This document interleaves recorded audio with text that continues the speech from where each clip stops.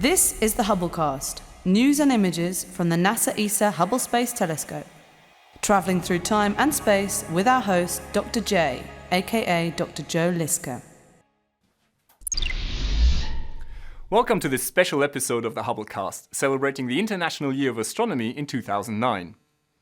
400 years ago, Galileo Galilei looked at the night sky through a telescope for the first time. So we have decided to produce a special series of podcasts about the telescope, this magnificent instrument that has changed our perception of the world around us. By taking our sense of sight far beyond the realm of our forebears' imagination, these wonderful instruments, the telescopes, open the way to a deeper and more perfect understanding of nature.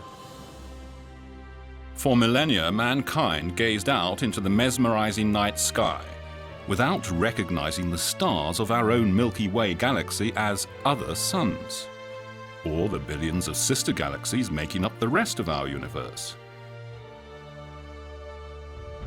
Or that we are merely punctuation in the universe's 13.7 billion year-long story.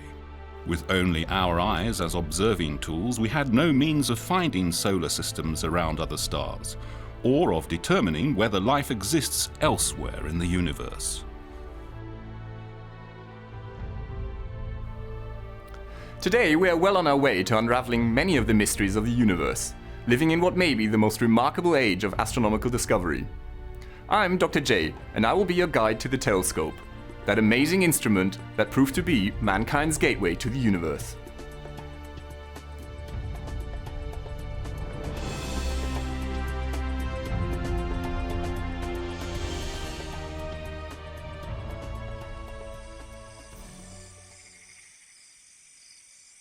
Four centuries ago, in 1609, a man walked out into the fields near his home.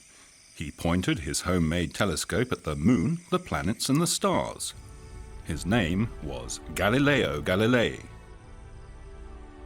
Astronomy would never be the same again.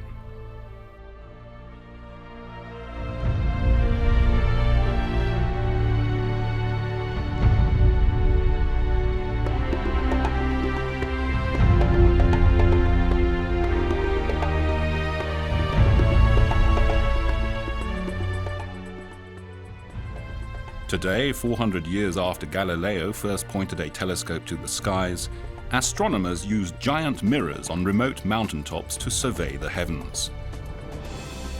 The telescopes collect faint chirps and whispers from outer space. Scientists have even launched telescopes into Earth orbit, high above the disturbing effects of our atmosphere. And the view has been breathtaking.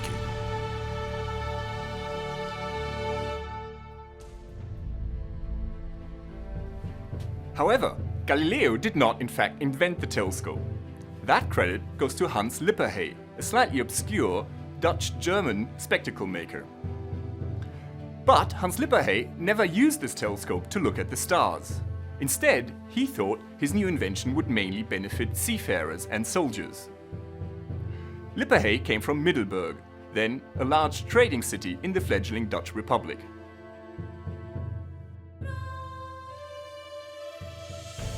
In 1608, Lippershey found that when viewing a distant object through a convex and a concave lens, the object would be magnified if the two lenses were placed at just the right distance from one another. The telescope was born. In September 1608, Lippershey revealed his new invention to Prince Maurits of the Netherlands. He could not have chosen a more advantageous moment, because at that time the Netherlands were embroiled in the 80 Years' War with Spain.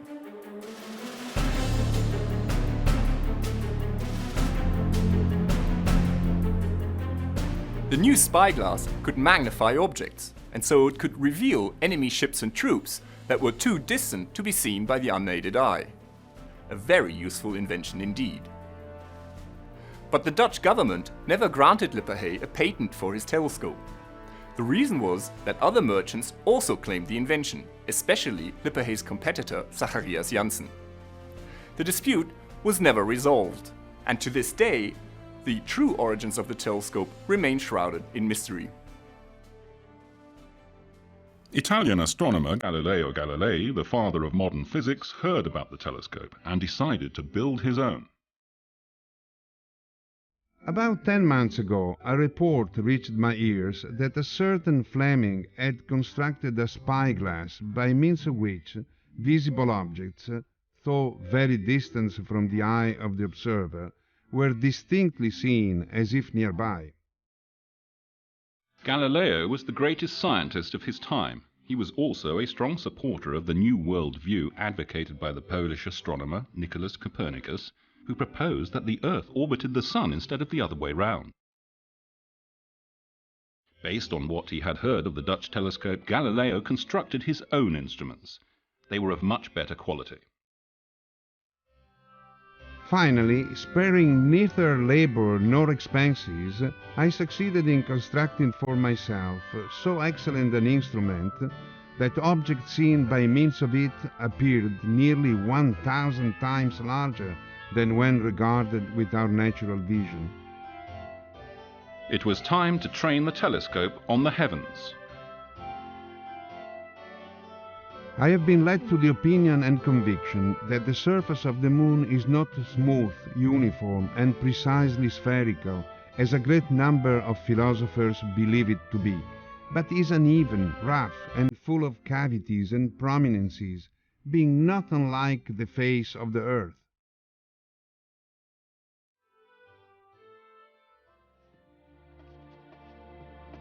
A landscape of craters, mountains and valleys. A world like our own.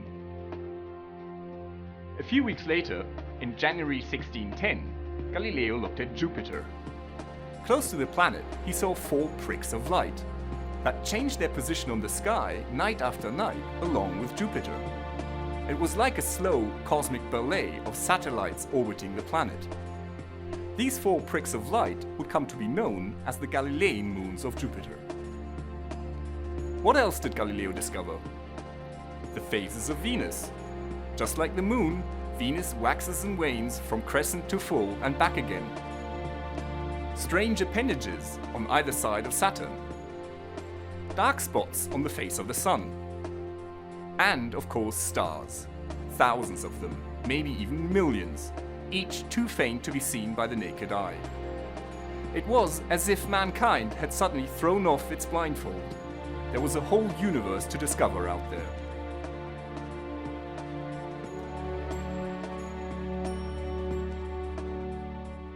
News about the telescope spread across Europe like wildfire. In Prague, at the court of Emperor Rudolf II, Johannes Kepler improved the design of the instrument. In Antwerp, Dutch cartographer Michael van Langren produced the first reliable maps of the moon showing what he believed to be continents and oceans. And Johannes Hevelius, a wealthy brewer in Poland, built huge telescopes at his observatory in Danzig. This observatory was so large that it covered 3 rooftops. But the best instruments of the time were probably constructed by Christian Huygens in the Netherlands. In 1655, Huygens discovered Titan, the largest moon of Saturn. A few years later, his observations revealed Saturn's ring system, something Galileo had never understood. And last but not least, Huygens saw dark markings and bright polar caps on Mars. Could there be life on this remote alien world? The question occupies astronomers to this day. The earliest telescopes were all refracting telescopes that used lenses to collect and bring together the starlight. Later, the lenses were replaced with mirrors. This reflecting telescope was first built by Niccolò Zucchi and later refined by Isaac Newton. Now, in the late 18th century, the largest mirrors in the world were cast by William Herschel, an organist turned astronomer who worked with his sister Caroline. In their house in Bath in England, the Herschels poured red-hot molten metal into a mold, and when the whole thing had cooled off, they would polish the surface so that it would reflect starlight. During the course of his life, Herschel built more than 400 telescopes.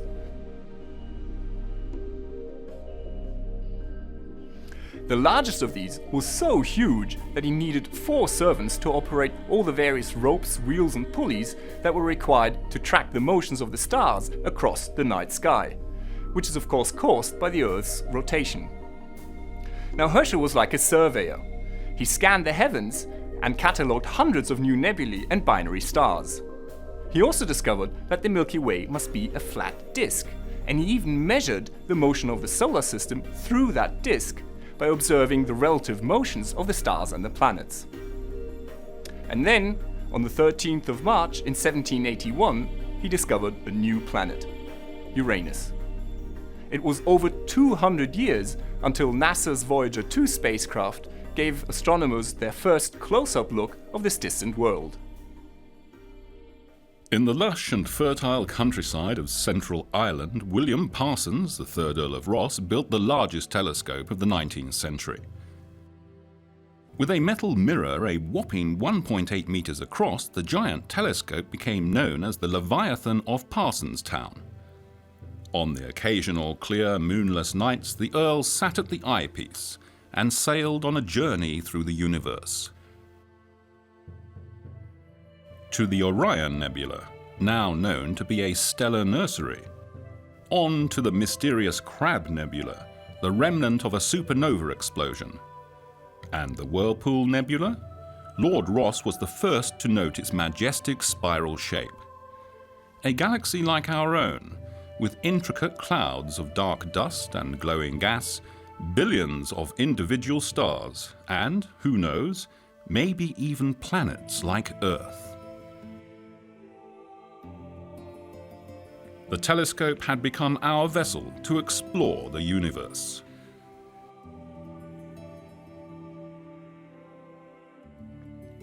Thank you for joining me in this first episode of the special series.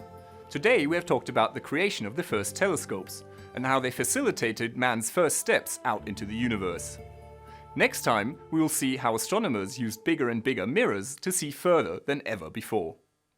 This is Dr. J signing off for the Hubblecast. Once again, nature has surprised us beyond our wildest imagination.